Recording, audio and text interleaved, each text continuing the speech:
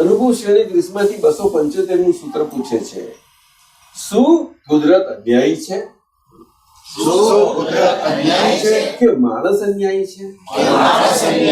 તો કહે આ માણસોનો અન્યાય કુદરતમાં ગયો એટલે કુદરતે આ પરિવર્તન એમનું પાછું આપી દીધું. એટલે કુદરત એમને અન્યાયી લાગી.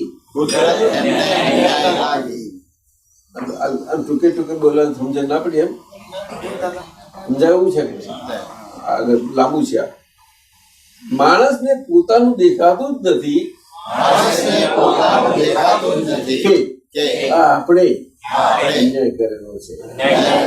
એને પોતાને કઈ છે જ નહીં એટલે કે છે ચાલવા દો. આકાશમાં તીર કોને વાગવાનું છે? પણ કશું નકામું જતું નથી. એટલે બુદ્ધિ આવું કરે, આકાશમાં તીર મારે આપણે ક્યાં હિંસા કરી? એમાં કોણ મરવાનું છે? કોઈ કશું જાય નકામું ના જાય સાહેબ. પછી ક્વેશ્ચન એમાંથી આ ભાઈ સાહેબ પૂછે છે કે માણસ આજ્ઞાધર્મ હોય તો કુદરતમાં દખો કેવી રીતે કરી શકે? અન્યાય કેવી રીતે વિચારમાં આવી શકે? કૃપા કરીને સમજાવવું જોઈએ.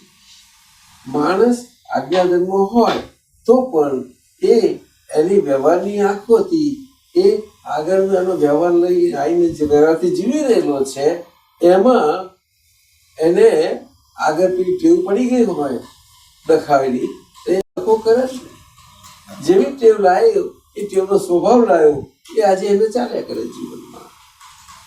બહુ સારું દેખાય સમાજમાં હોય, ભગવાન ને ભગવાનની વાત બધું જ લખો દેખાય જ.